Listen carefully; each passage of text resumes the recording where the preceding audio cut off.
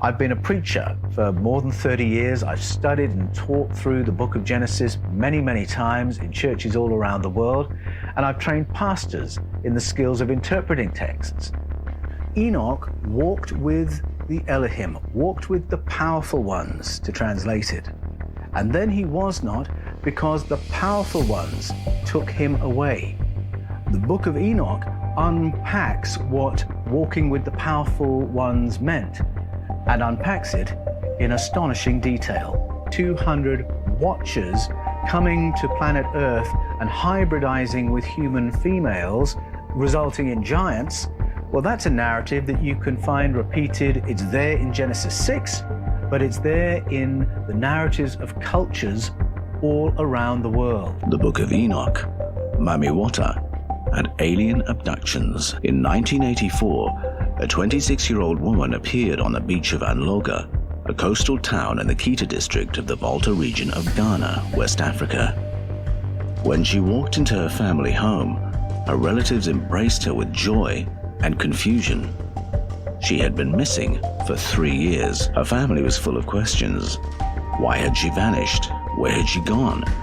And what had happened to her in the intervening years? The story the young woman told them left her family worried and confused. The young woman explained that she had been kidnapped while walking on the beach and taken to a community far away where she had been held captive. She had lived among her captors for 3 years, and in that time had been forced to bear children. But the most shocking part of the young woman's story was still to come. Finally, she told them she had been taken from the beach to an underwater base. The people had taken her in order for her to produce children. And most disturbing of all, the people who had taken her were not human. They were the Mami Wata people. You can find the Mami Wata tradition all up the western seaboard of Africa and into the Caribbean. And it takes different forms in different places, and different names are used in different parts of the world, but it's all essentially the same story. On first hearing, it sounds like Western stories of mermaids or the Greek story of the sirens. The Mami Wata people are described as very beautiful, often female, and they abduct people near the water's edge.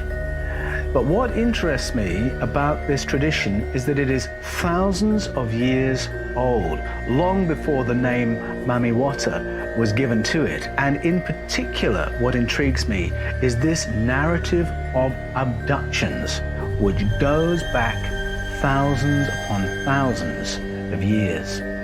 Now, what this young lady told her family was in no way a story of convenience. My family's actually 1 degree removed from that family, and I can tell you that she did not tell that story to help herself. If you think about it, somebody presenting with a story like that, it's not going to help them.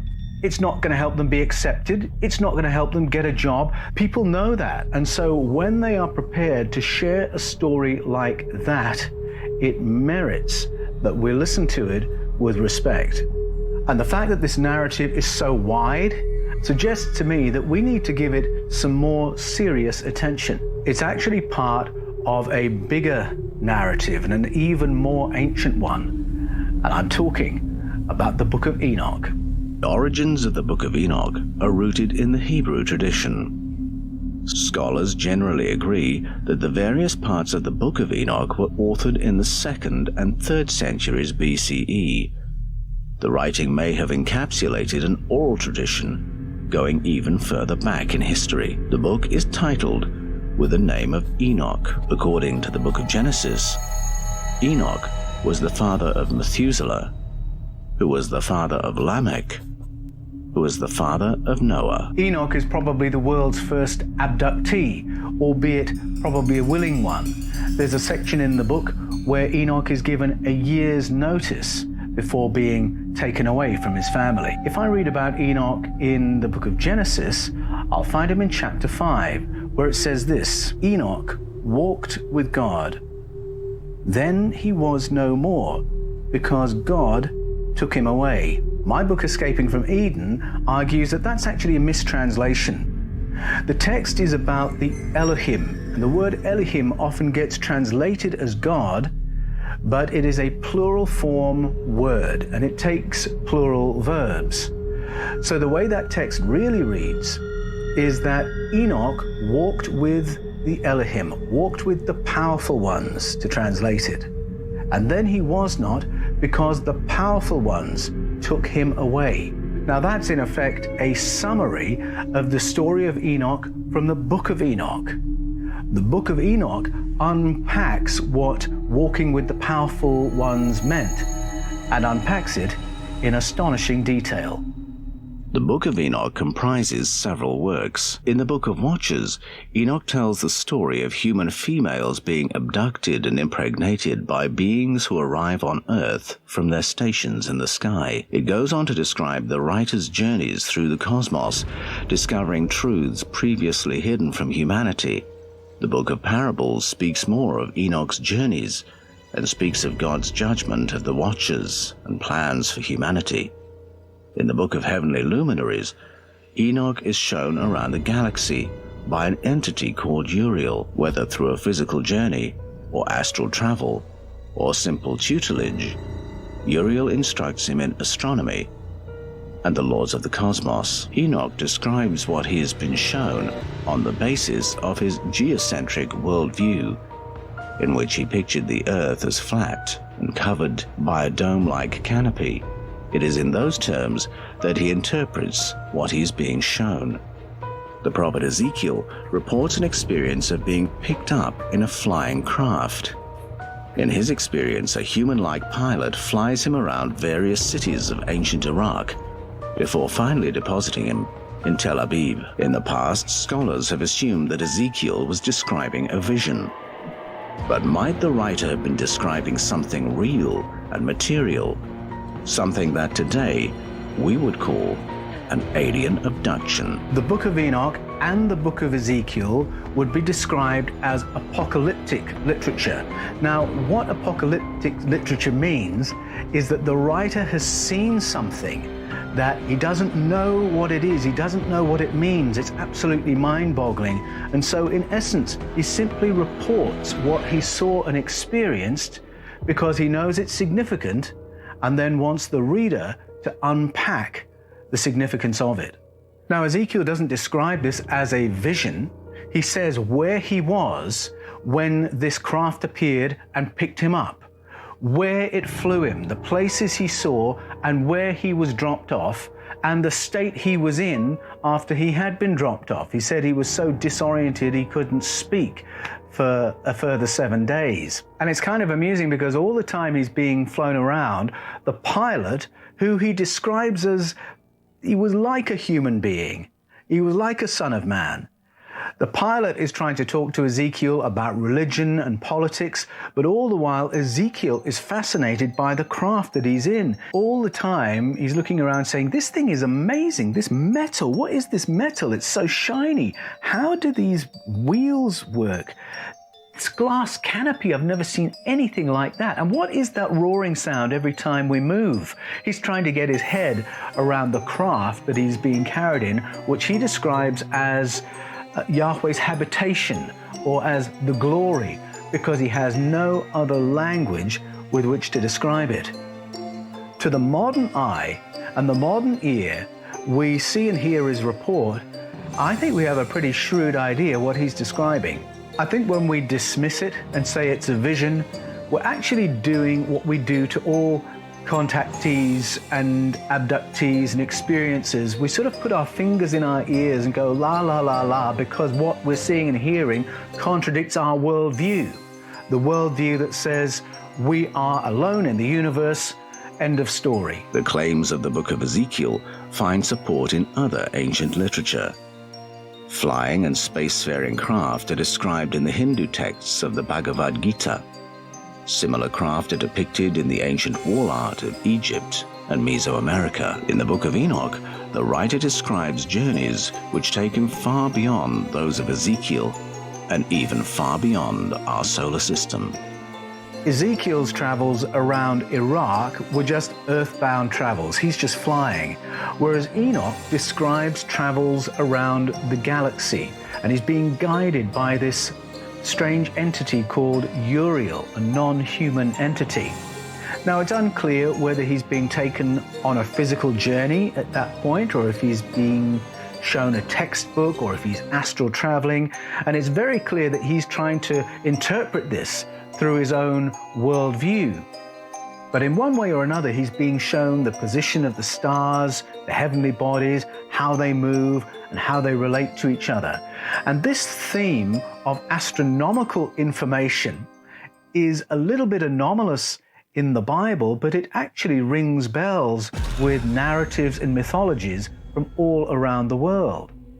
You can think about the Mayan calendar, the Aztecs, the Sumerians, the Egyptians.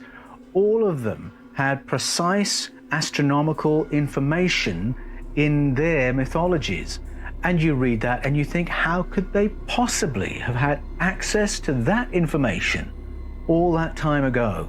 One of the most dramatic examples is the Dogon people of Mali. When the anthropologists got into conversation with their shamanic elders, they spoke about information they had to do with the Sirius star system.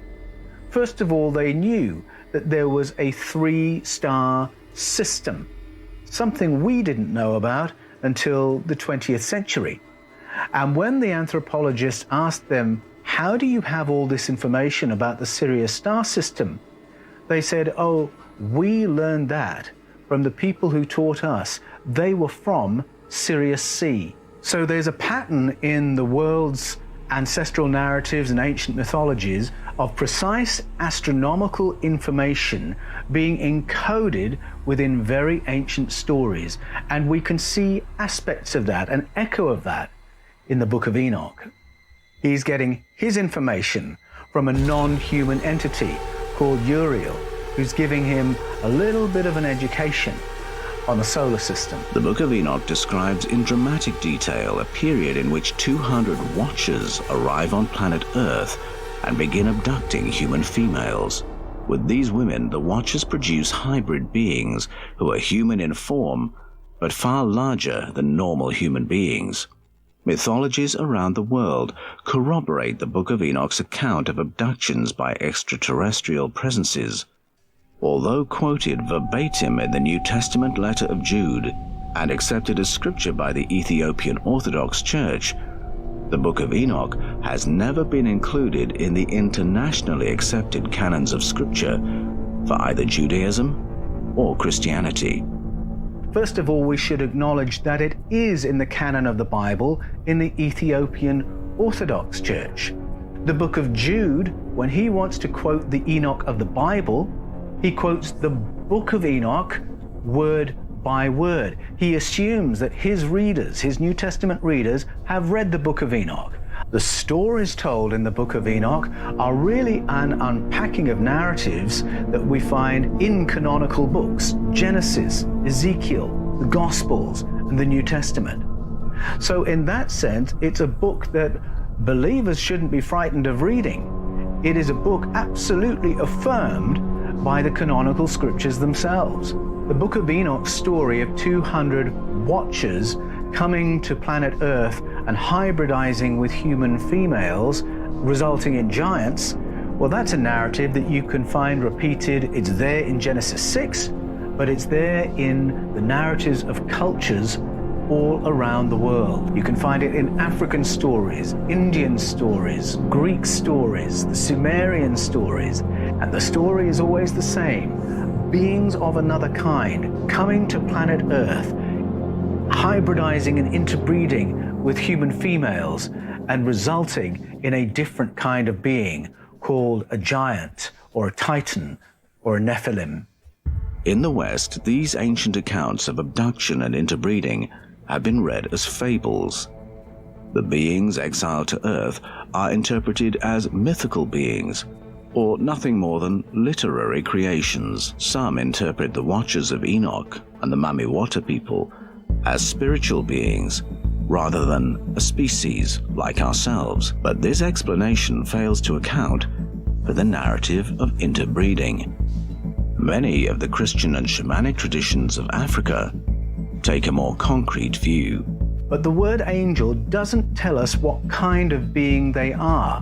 What we can say is that they come from space, that they are physical every bit as much as we are, that they are similar enough to us to be able to hybridize with us, different enough that the result of that hybridization is different to us. They can travel great distances with great rapidity, maybe even interdimensionally. They come from the sky and they intervene harmfully in human affairs.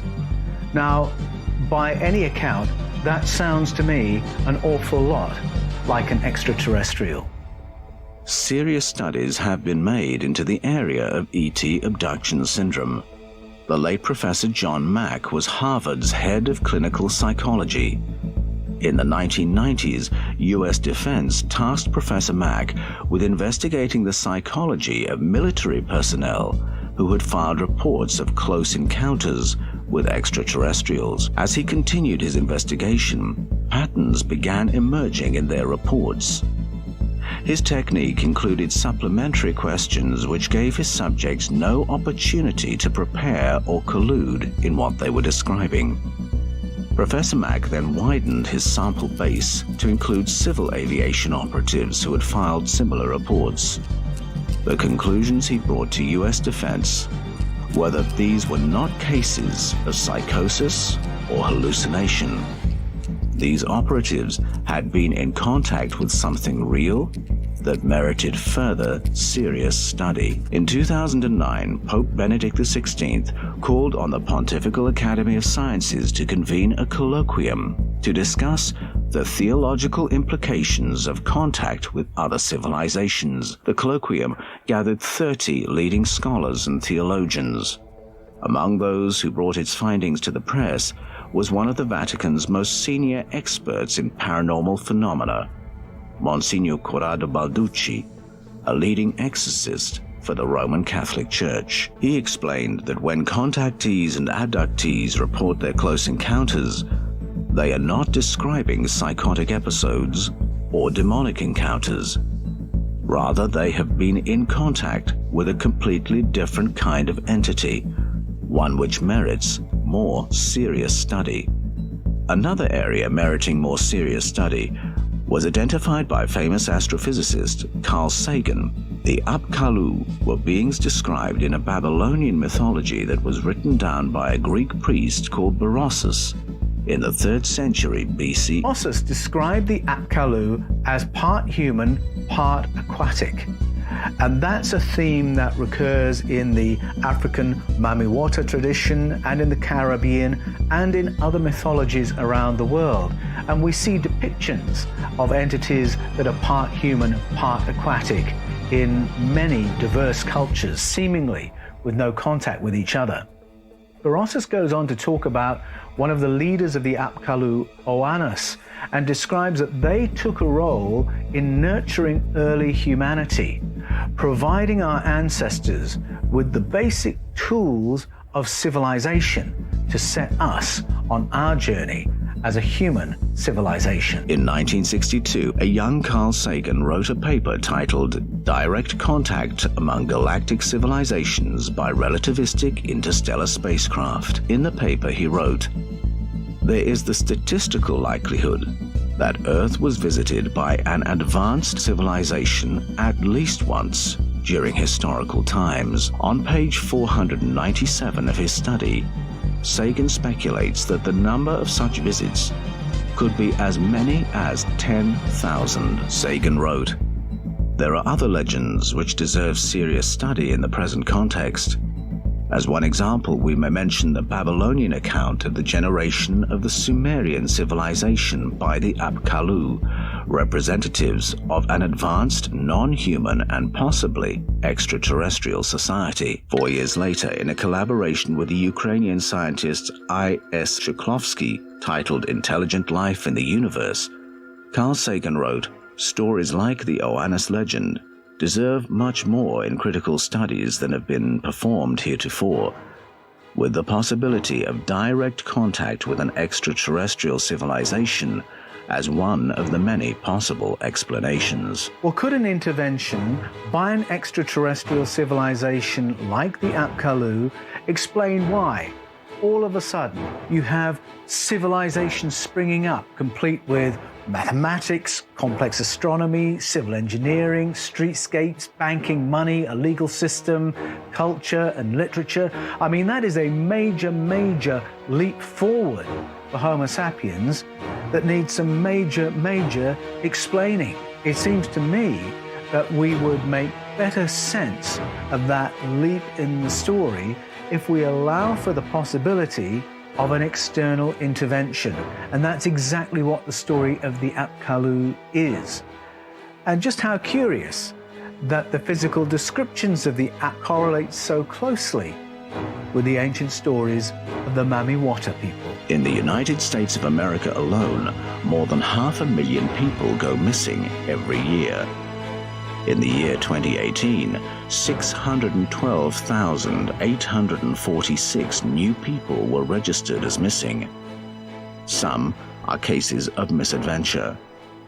Others are cases of violent crime. Thankfully, the majority of missing persons return, and some are later found. However, approximately 15%, around 90,000 each year, remain unexplained. Year after year, thousands of people go missing just in America's national parks. In fact, the figure is so disturbing that the park authorities are told not to keep a record of them. And I'm not talking about people who wandered off the path and got lost. I'm talking about people who are in the middle of a conversation, in the middle of a baseball game, and all of a sudden, one of them vanishes. Now, we have no mythology or science to account for that. So I'm with Monsignor Balducci and John Mack in saying that what they have encountered merits far more serious study than has been given to the phenomenon. One fascinating aspect of the Book of Enoch is that of the extraterrestrial being Uriel, who tutors Enoch with an education in the cosmos, speaking of humanity's place in the universe, the astronomical home of the powerful ones, and the workings of the solar system. This motif of advanced knowledge being imparted by people from the stars is a theme that can be found in other indigenous narratives. My interest in cases of abduction is as a student of the world's mythologies, and it grieves me that we so impoverish ourselves by refusing to listen to the report of people whose experiences don't fit in our boxes. As people become aware of my book Escaping from Eden, I am contacted every single day by people who have had experiences and close encounters, some of them abduction experiences, that they have not told anyone in decades. Often I'll have people say, I experienced this when I was 15 years old, something like that. I have told my wife, I've told the person I was with when I experienced it, and in the 50 years since, I haven't told another living soul. But I want to tell you because I still need to process what happened to me. That is the effect of the ridicule and shame that we're so ready to visit upon anybody who has an experience that offends our worldview. And I think it's time that that changed. We need to listen to the experience of those around us. And as we do, we will find out there is far more going on in our world than we have ever given credit for. It is an ancient phenomenon. It's part of our mythologies. And again, I'd say it's not the kind of story you make up to advantage yourself. You're not going to make money or get promotions from bringing this kind of report. It's something that you know is going to damage your reputation if you share it. And that's why I'm with John Mack and Monsignor Corrado Balducci, saying that we need to listen with respect to these reports and understand that it's a different kind of entity we're hearing about, and that this is something that merits serious study. What we're being offered by the Book of Enoch and the Mamiwata tradition is a context for these stories, a wider context and a longer context from cultures all around the world, a context that goes back thousands of years. Is the theme of advanced knowledge purely fiction? Is it a cover for prehistoric genius? An insight that is purely human? And why does the theme of humans being tutored by higher beings recur so widely among Earth's indigenous cultures? Is it possible that insight into these questions might be gained by listening to the experience of those who have claimed contact with extraterrestrials? It's intriguing to me that as well as this ancient story of a great leap forward in our evolution as a species being aided by an ET intervention, we also have the report of returnees. I'm one person removed from two individuals who returned from their contact with greatly enhanced cognitive abilities. One had a notebook that was just filled with advanced calculus because that was what his mind was full of after his experience, something quite different to how he was previously. Now, they didn't come back boasting, saying, "Oh, I had this amazing thing happen to me and now I'm a genius." People often don't talk about this aspect of the experience because they don't want to become a case study. They don't want to be incarcerated and probed and prodded to work out what's really going on. There is far more of that kind of experience than is commonly reported. It's curious because it's a form of acquired savant syndrome, and this is a real-world phenomenon studied by credentialed neuroscientists around the world, where a brain injury or a central nervous system event or a trauma will release prodigious cognitive abilities that the person did not have before. And it's often described as a dis of brain functions. Quietly, the payoff, one of the promises made to the person who is abducted, is that they will return with a higher intelligence, with higher consciousness. That is part of the package that this contact with these other beings is promising. How intriguing that it's part of that narrative too. The Book of Enoch tells a story that seems foreign to Western ears.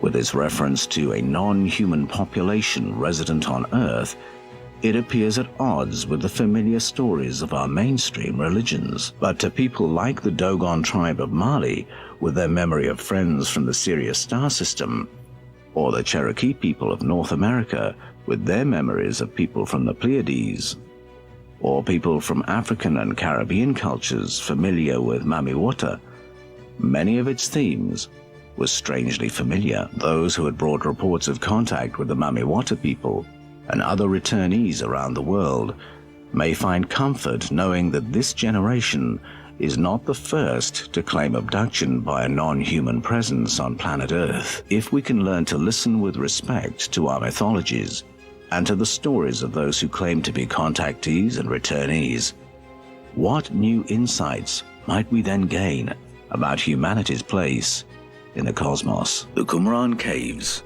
on the northern shore of the Dead Sea. It was in caves hidden in these Judean mountains that an ancient religious community hid its precious archives of papyrus scrolls and manuscripts.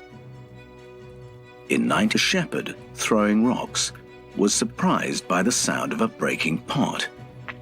When he investigated, he realized he had stumbled upon an incredible treasure trove of ancient texts. Between 800 and 900 manuscripts have since been recovered, among them some of the most important historic and religious texts ever found.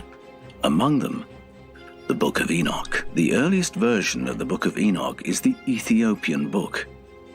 Ethiopia is home to the one church communion that accepts the Book of Enoch within the canon of the Bible. The Ethiopian book comprises the Book of Watchers, the Parables of Enoch, the Astronomical Book or the Book of Luminaries, the Book of Dreams, and the Epistle of Enoch. Many of its themes echo the aspirations and concerns of many of the Hebrew scriptures. The current scrolls date from the 3rd to the 1st century BCE. The source of their narratives. The book is attributed to Enoch, but that doesn't settle the question of its authorship, because just as the historic Moses didn't necessarily write all the books of Moses, or the prophet Isaiah didn't necessarily write all the books of Isaiah, so the authorship of the book of Enoch remains a bit of a mystery. But Enoch himself is a fascinating figure and very intriguing. He's an ancestor of Noah. Noah is his great-grandson, and he himself, Enoch, is the great-great-great-great-grandson of Adam and Eve, in the same generation as Adam and Eve. Scholars believe the Qumran community to have been home to the Essenes, a secretive monastic community, and the caves in the Judean mountains, their high-security archive. The evidence is that the Qumran community was part of the movement of Essenes, which was a monastic-style community of that time, and you can see why they would have loved the book. There are many themes that would have been important to them, but there's a section in chapters 85 to 90 of prophetic texts, and many people read them as prophesying the advent of various tribes and empires, and then they appear to foretell the advent of the Essenes themselves, and then Jesus of Nazareth, and then the 12 apostles of Christianity. And it wasn't only the Essenes who held this book in high regard. Many of the early church fathers quoted from this book freely, and they referred to it as to Scripture.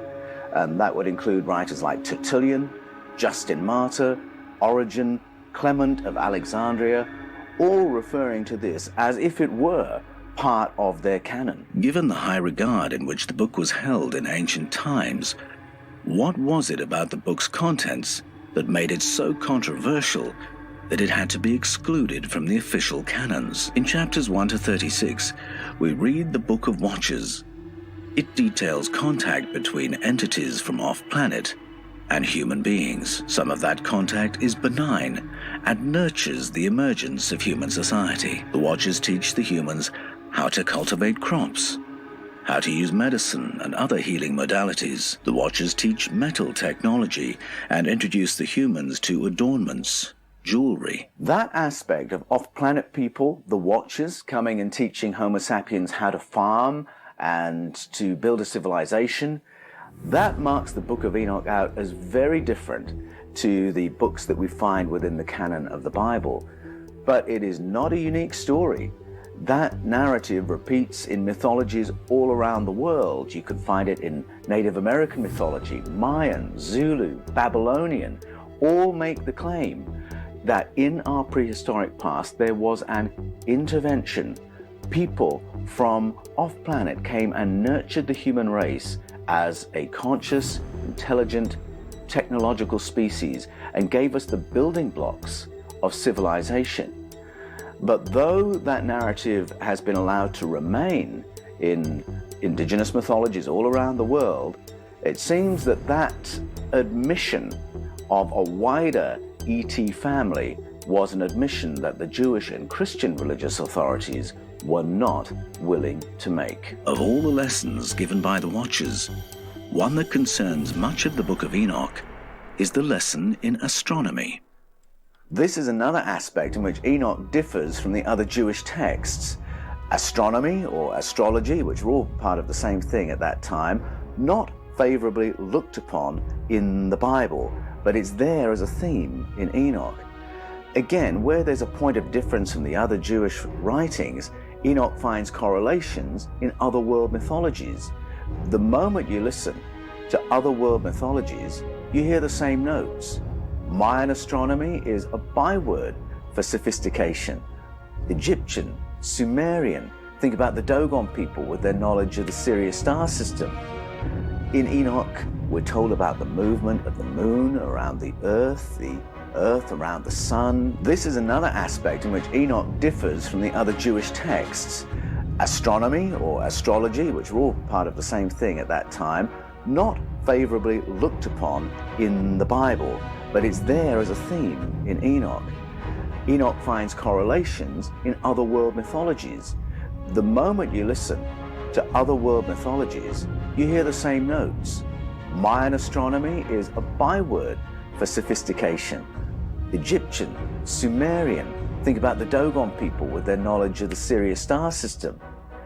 In Enoch, we're told about the movement of the moon around the earth around the sun, the fact that the moon reflects the sun's light, the nature of eclipses and the cycles of the moon. How was the writer? Did he see it in the flesh? Did he physically travel? Was it through an altered state of consciousness? Was he shown textbooks? Was it a remote viewing? By the time we're in the late chapters of the book of Enoch, the suggestions are there that it was all of those. Among its most explosive claims is the book's account of the abduction of human females by 200 of the Watchers. Their offspring are described as giants. The name the book of Genesis gives them is Nephilim. Greek legend calls them the Titans, and mythologies all around the world tell their own versions of this intriguing episode. Writing in the 1st century of the Common Era, the Jewish historian Josephus refers to the ancestral memory of human abductions and hybridization unpacked by the Book of Enoch. Josephus refers to that as history, and he points to the existence of giants in his own time as material evidence of that ancient intervention. Now, it's interesting that he also notes that the Greek legends have maintained a written tradition of that story.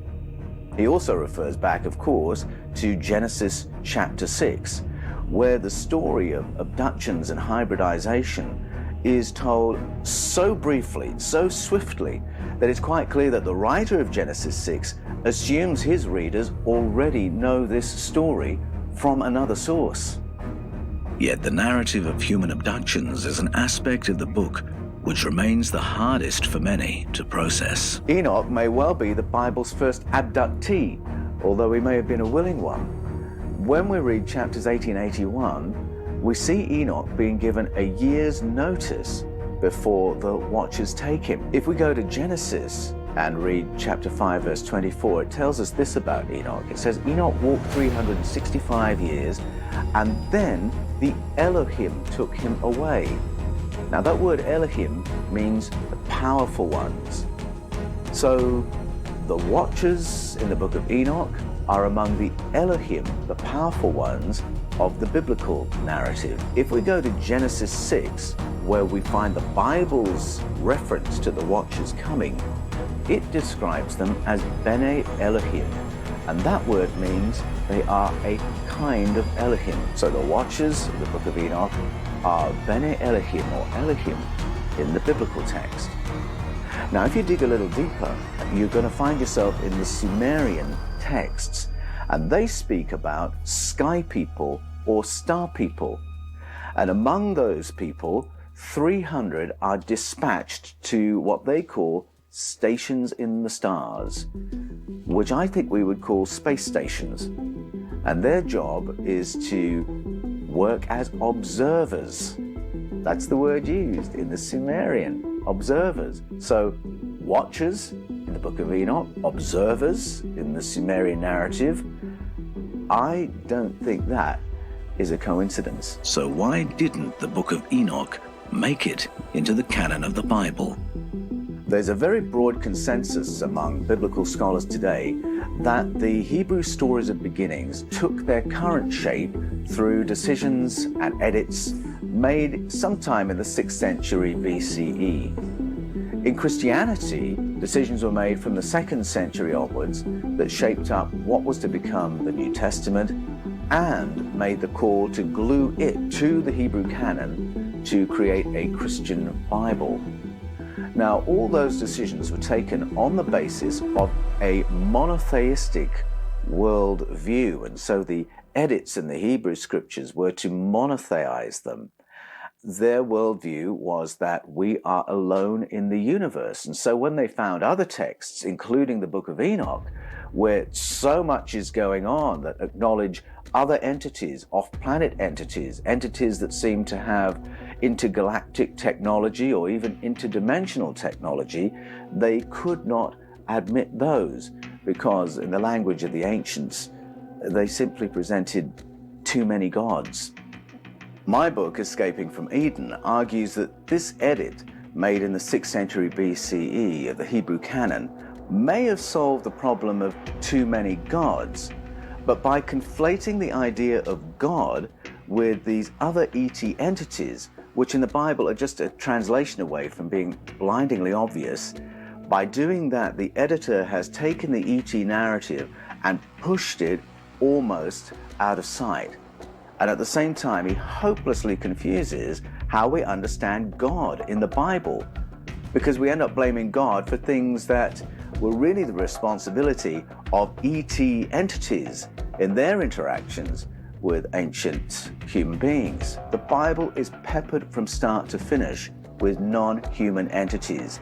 Think about the Nephilim, the Anakim, the Elohim, the Bene Elohim, the Sky Council, the one like a human being in the book of Ezekiel. These are strands within the biblical tradition that the Judaism and Christianity of the day did not want to do business with and just tactfully ignored.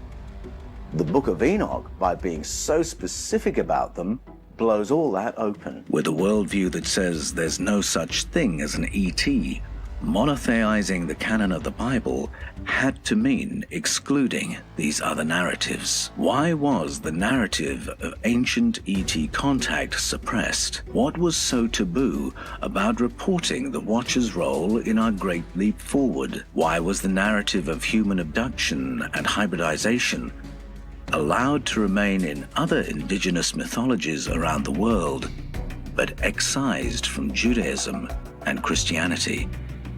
And what agenda did that secrecy serve? And are we entering a period where the veil of that secrecy is now being lifted? Guys, destroy the like button. The link in the description is to join the Patreon, and if you want me to tell you my opinion and my stories on what happened about the Mami Water people, I've got my own personal encounter in the center of Africa in DRC Congo where I was born. I'll make a video about that, but check out that awesome video which says why the Ethiopian Bible was banned. If you enjoyed this video, you're going to enjoy it. Bye-bye.